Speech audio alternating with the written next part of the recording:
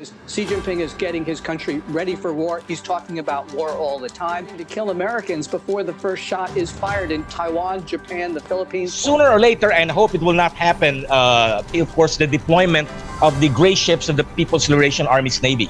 Nakakatakot ang anunsyong ito. Chinese President Xi Jinping naghahanda na rin para sa digmaan. Gaano ito katotoo? Sa patuloy kasing lumalalang tensyon sa bawat bahagi ng mundo, wala nang katakot-takot ang mga bansang umatake at manakop na lang basta-basta.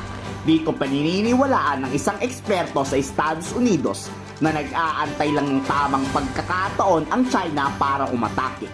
At ang mas nakakabahala pa rito, inalerto na ng China ang mga nuclear weapons na pagmamay-ari nila. Pagbabanta pa ng eksperto, uunahing atakihin ang lahat ng utang militar ng Amerika bago ito umatake sa Japan, Taiwan at sa Pilipinas. Xi Jinping removing 11 generals in the rocket force, which is the branch of the Chinese military that controls nuclear weapons. One interpretation is that he's installing officers who he knows will push the button when he gives the order. And we have seen Chinese rehearsals for war. Some people actually say it is the beginning of an invasion, but I think it's just a rehearsal.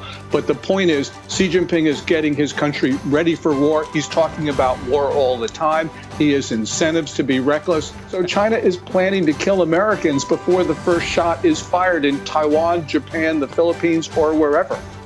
Naglabas na rin ng babala si Renato de Castro. Naaatake at aatake talaga ang China pagdating ng panahon. At ang panahon na yan anya ang dapat paghandaan ng Armed Forces of the Philippines. Nakakatakot man isipin, pero mangyayari raw yan sa West Philippine Sea, lalo na't nakikipagmatigasan si Pangulong Bongbong Marcos sa karapatan sa teritoryo kay Chinese President Xi Jinping.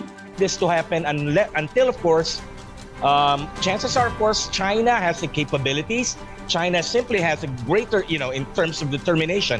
China is on an offensive. China is in a mode for what has been mentioned, a maritime expansion. So sooner than later, China would have to escalate this by possibly ordering the Coast Guard to use lethal force, and of course that is provided in the 2021 Chinese Coast Guard law. They're entitled to use lethal weapons, and of course they have the capabilities. If you notice their huge Coast Guard vessels, they are formerly People's Liberation Army's Navy ship that has just been painted white. Unlike, of course, the Coast Guard vessels we got from Japan, they're not armed. So sooner or later, and I hope it will not happen,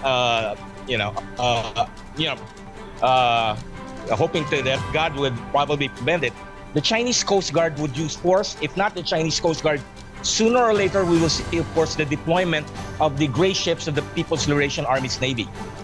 And because from their perspective, they're starting to show, in a way, irritation and to a certain degree frustration, given the fact that we are determined. The Philippine Coast Guard and, of course, the Armed Forces of the Philippines is determined to continue that resupply operation.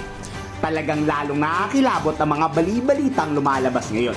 Kayo, nababahala na rin ba kayo sa sitwasyon ng mundo ngayon? Ikomento sa baba ang inyong saloobin.